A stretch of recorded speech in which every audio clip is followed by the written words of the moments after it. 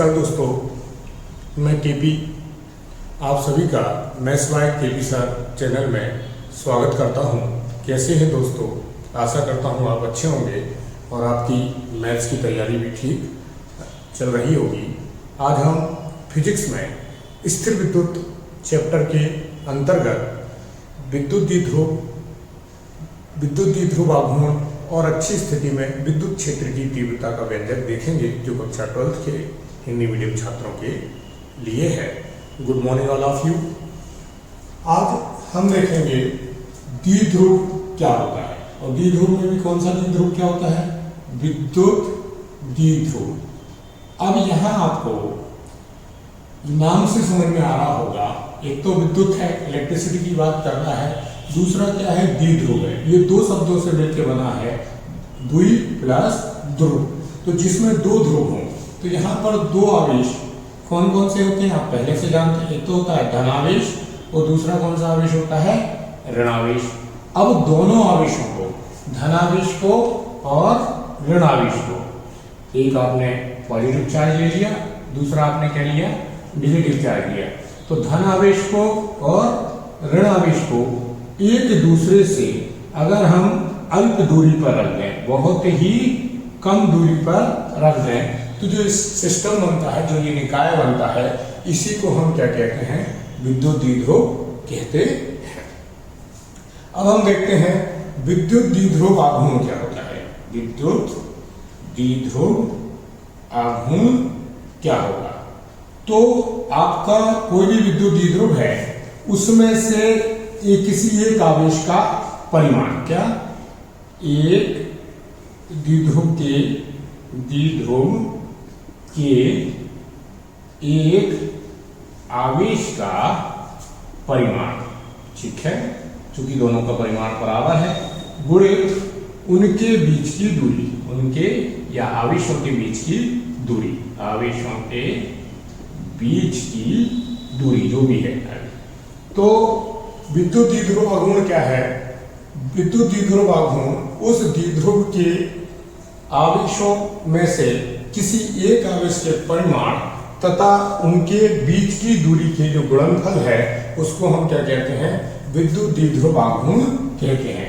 और विद्युत द्विध्रुव आघूर्ण को हम P से व्यक्त करते हैं, P से रिप्रेजेंट करते हैं। तो P इक्वल टू Q, अगर मान लो इन आवेशों का परिमाण Q है, तो Q और आवेशों के बीच की दूरी हमने मानी तो 2L है, तो Q इंटू 2L। तो P इक्वल टू क्या होता है? 2QL होता है। दूसरी बात ये याद रखना है कि यह सदिश राशि है। सदिश राशि क्या होती है? ऐसी राशियां जिनकी दिशा होती है उन्हें हम सदिश राशि कहते हैं। तो यहाँ पर द्विध्रुव आघूर्ण की जो दिशा है वो ऋण आवेश से धन आवेश की ओर होती है। कहां से कहां होती है? ऋण से धन की ओर होती है।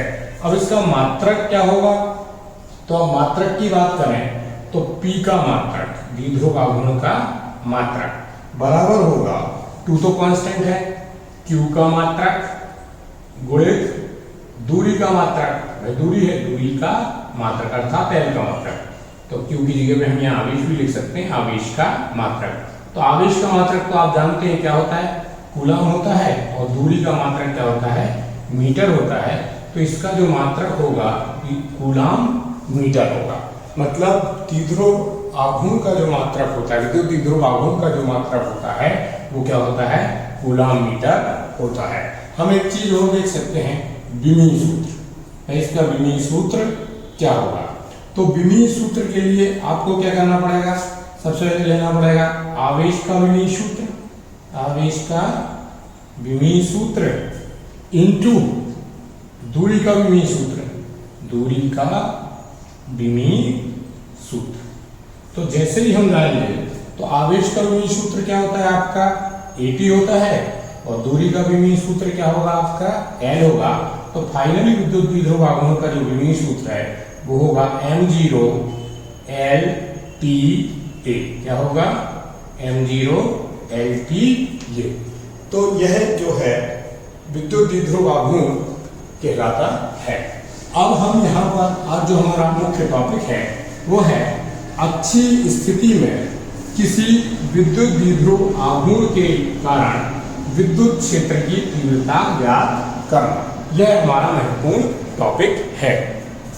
तो आज हमारा सब महत्वपूर्ण टॉपिक क्या है जो हम करना चाहते हैं, वो है अक्षीय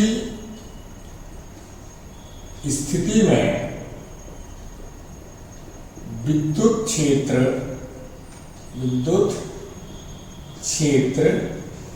की तीव्रता का व्यंजक। तो आज हम क्या पता करेंगे, अक्षीय स्थिति में विद्युत क्षेत्र की तीव्रता का व्यंजक क्या होगा। अब अक्षीय स्थिति के लिए सबसे पहले तो हम एक द्विध्रुव लेंगे। ये हमने मान लिया, ये ए बी हमारा जो है द्विध्रुव है। ए पर जो है प्लस क्यू आवेश है और बी पर माइनस क्यू आवेश है। ओ यहाँ पर इसका केंद्र है और इन दोनों के जो बीच की दूरी है वो कितनी है, एल। ये हमने क्या किया, मान लिया। अगर हम इसी द्विध्रुव को सीधा आगे की तरफ बढ़ा दें और इस पर कोई एक बिंदु ले लें P, और हमें इस P पर विद्युत क्षेत्र की तीव्रता ज्ञात करनी हो, तो हम इसी स्थिति को क्या कहेंगे, अक्षीय स्थिति कहेंगे। तो हम यहाँ क्या देखते हैं कि O से A तक की दूरी L है और यहाँ O से B तक की दूरी भी L है। इसके केंद्र से P तक की दूरी, जो यहाँ पे हमें विद्युत क्षेत्र की तीव्रता निकालनी है, वो कितनी है, R है। अब यहां से चूंकि ये प्लस चार्ज है तो जो E1 होगा उसकी दिशा क्या होगी, अगर ये दोनों आवेश जाते हैं तो लेफ्ट साइड को होगी, AP दिशा में होगी। लेकिन चूंकि अगर ये प्लस है और ये भी चूंकि पॉजिटिव अगर हो गया तो ये माइनस है, तो इसकी दिशा क्या होगी, अपोजिट होगी। मतलब E2 की दिशा AP की दिशा से क्या होगी, विपरीत होगी। अब चूंकि ये P से लेके O तक की डिस्टेंस R है और OA की डिस्टेंस L है, तो AP की दूरी क्या होगी, AP की दूरी आपकी होगी R माइनस L। इसी तरीके से चूंकि O से लेके P तक की डिस्टेंस क्या है आपकी, R है, और O से लेके B तक की डिस्टेंस L है, तो यहाँ पे ये जो दूरी होगी वो कितनी होगी, R प्लस L, अर्थात BP की दूरी कितनी होगी आपकी, R प्लस L। अगर आप यहाँ पे इस रेखीय आरेख को या चित्र को समझ गए तो यह डेरिवेशन करना आपके लिए बहुत आसान काम हो जाएगा। तो देखिए हमने क्या किया, सबसे पहले हमने माना कि ये भी एक द्विध्रुव है जो प्लस क्यू और माइनस क्यू आवेशों से मिलकर बना है, जिसके मध्य में मध्य बिंदु O से R दूरी पर एक बिंदु P स्थित है, जिस पर हमें विद्युत क्षेत्र की तीव्रता ज्ञात करनी है। अब इस विद्युत क्षेत्र की तीव्रता को ज्ञात करने के लिए हम क्या करेंगे, किसी एक पहले इस बिंदु A के कारण प्लस क्यू आवेश है, A पर जो प्लस क्यू का आवेश है उसके कारण हम विद्युत क्षेत्र की तीव्रता निकालेंगे और फिर B पर स्थित माइनस क्यू आवेश के कारण निकालेंगे। तो पहले हम क्या करते हैं, हम लिखते हैं प्लस क्यू A पर स्थित, क्या लिखेंगे, A पर स्थित प्लस क्यू आवेश के कारण विद्युत क्षेत्र की तीव्रता। तो ये पर स्थित प्लस क्यू आवेश के कारण विद्युत क्षेत्र, हमने पिछली वीडियो में देखा था कि विद्युत क्षेत्र की तीव्रता को हम कैसे रिप्रेजेंट करते हैं, E से, तो यहाँ क्या ले लेंगे, हम E1 ले लेंगे। और वो किसी बिंदु आवेश के कारण विद्युत क्षेत्र की तीव्रता क्या निकाली थी हमने, 1/4 पाई एप्सिलॉन 0 आवेश Q और दूरी का स्क्वायर। यहाँ दूरी कितनी होगी, AP, चूंकि ये से A पर स्थित है तो इसकी जो दिशा होगी वो क्या होगी, AP दिशा में। दिशा तो हमेशा क्या होगी, AP होगी। ठीक, अब जो है AP का मान तो हमें पता है कितना है, R माइनस है, तो हम यहाँ डाल देंगे। तो E1 इक्वल टू हमें क्या मिलेगा, 1/4 pi epsilon 0 Q upon R minus L का होल स्क्वायर। ये क्या हो गया, ये किस दिशा में होगा, AP दिशा में, जो कि हमने पहले लिख दिया। ये हो गया हमारा समीकरण नंबर 1, आप चाहें तो लिख सकते हैं। इसी तरीके से हम क्या करेंगे, B पर स्थित, B पर स्थित बिंदु लिख सकते हैं, हम एक शब्द जोड़ सकते हैं, बिंदु B पर स्थित माइनस क्यू आवेश के कारण, माइनस क्यू आवेश के कारण विद्युत क्षेत्र की तीव्रता। अब यहाँ पे माइनस क्यू आवेश के कारण विद्युत क्षेत्र की तीव्रता क्या होगी, तो हम क्या निकालेंगे, E2 इक्वल टू बात तो वही होगी 1/4πε0, आवेश कितना है Q, उसका परिमाण लेना है, और यहाँ पे क्या हो जाएगा Bp²। लेकिन यहाँ दिशा उल्टी होगी, दिशा क्या होगी, PB दिशा में, या आप डायग्राम से भी लिख सकते हैं E2 की जो दिशा है वो B की ओर है। तो हम यहाँ पे क्या लिख सकते हैं, E2 equal to 1/4πε0 Q upon Bp कितना है हमारा R+L का होल स्क्वायर। इसको चाहे तो हम समीकरण नंबर 2 दे सकते हैं। अब यहाँ पर हम क्या देखते हैं कि हमें E1 भी मिल गया और E2 भी। चूंकि ये दोनों विद्युत क्षेत्र की तीव्रताएं हैं, एक ही रेखा पे कार्यरत हैं, चूंकि यहाँ पे लिखना पड़ेगा हमें या दिखाना पड़ेगा, चूंकि E1 तथा E2 एक ही रेखा पर कार्यरत हैं तथा इनकी दिशा विपरीत है, अतः परिमाणी विद्युत क्षेत्र की तीव्रता, या हम सिर्फ विद्युत क्षेत्र भी लिख सकते हैं। तो अगर कोई भी दो यहाँ पे तीव्रताएं हैं और वो एक ही लाइन में है और विपरीत दिशा में है, तो उनका जो परिमाण होता है वो कितना होगा, वो होगा E1 माइनस E2। तो यहाँ पर क्या होगा, E1 इक्वल टू क्या हो जाएगा, वैल्यू डालेंगे 1/4πε0 Q अपॉन E1 कितना R-L का होल स्क्वायर, और यहाँ पे क्या हो जाएगा माइनस 1/4πε0 Q अपॉन R+L का होल स्क्वायर। यही आ गया। अब हम क्या करेंगे, जो कॉमन आएगा वो कॉमन लेंगे। तो E1 बराबर क्या होगा, 1/4πε0 कॉमन आ रहा है, साथ में Q कॉमन आ रहा है, तो हमारे पास बचा क्या, 1/R-L का होल स्क्वायर माइनस 1/R+L का होल स्क्वायर। सिंपली ये बचा। अब हम आगे बढ़ेंगे तो क्या मिलेगा हमें, 1/4πε0 Q। यहाँ क्या करना पड़ेगा, हमें एलसीएम लेना पड़ेगा। जब हम एलसीएम लेंगे तो हमें क्या मिलेगा, R-L का होल स्क्वायर, और यहाँ मिला R+L का होल स्क्वायर, और यहाँ पे क्या होगा क्रॉस मल्टीप्लाई, तो ये क्या मिलेगा R+L का होल स्क्वायर माइनस R-L का होल स्क्वायर। अब हम कुछ चीजें बचपन से पढ़ते आ रहे हैं कि A प्लस B का होल स्क्वायर, आप जानते हैं A प्लस B का होल स्क्वायर क्या होता है, A प्लस B का whole square A square plus B square plus 2AB क्या होता है। मैं यहाँ पे थोड़ा सा रफ किए देता हूँ, आप ध्यान रखिएगा। A प्लस B का होल स्क्वायर क्या होगा, A square plus B square plus 2AB। इसी तरीके से A माइनस B का होल स्क्वायर क्या होता है, A square plus B square minus 2AB, और A square minus B square क्या होगा, A प्लस B और A माइनस B, यही होगा। तो हम आगे बढ़ते हैं, इन फॉर्मूलों से इसको ब्रेक करने की कोशिश करते हैं। तो यहाँ में क्या मिलेगा, 1/4πε0 Q।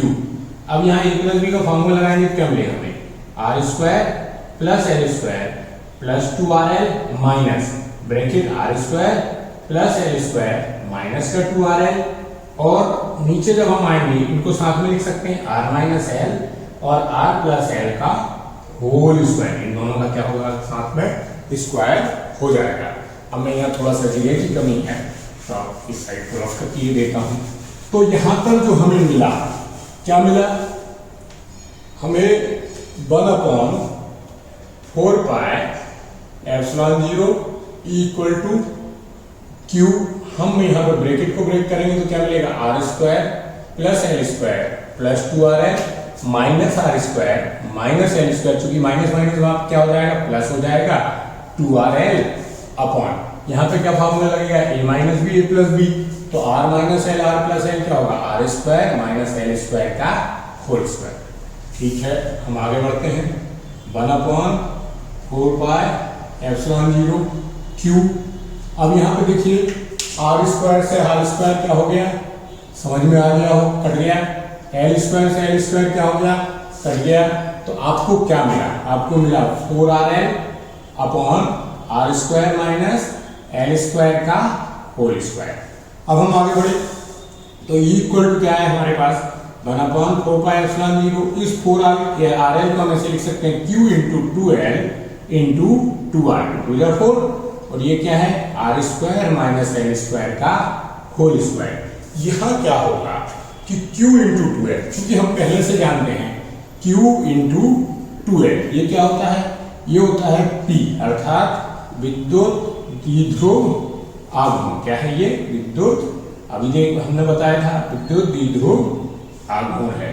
तो हम यहाँ पे क्या करेंगे q इंटू 2l को रिप्लेस करेंगे और इसकी जगह पे क्या लिख देंगे, P लिख देंगे। तो हमें क्या मिल जाएगा, equal to 1/4πε0 P into 2r upon R square minus L square का होल स्क्वायर।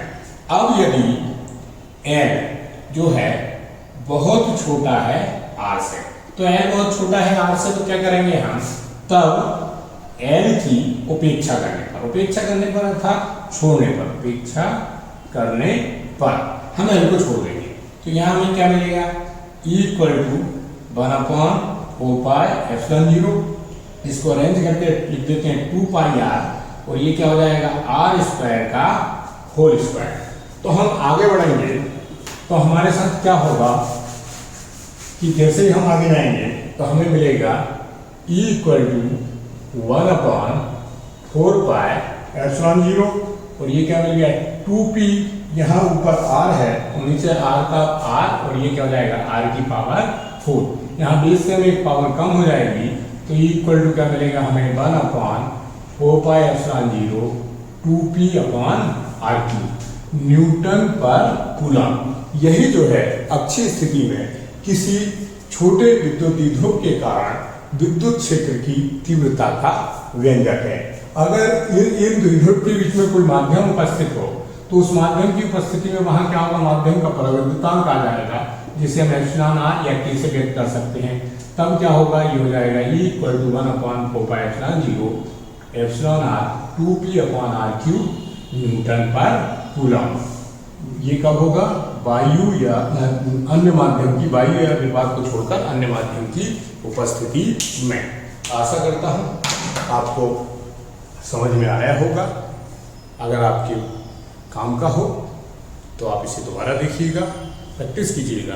अगले वीडियो में हम करेंगे नक्षीय स्थिति में विद्युत द्विध्रुव की तीव्रता का व्यंजक, जो कि आज से 2 दिन बाद आएगा। Thank you for watching. जय हिंद, जय भारत, जय विश्वनाथ, जय विश्वनाथ।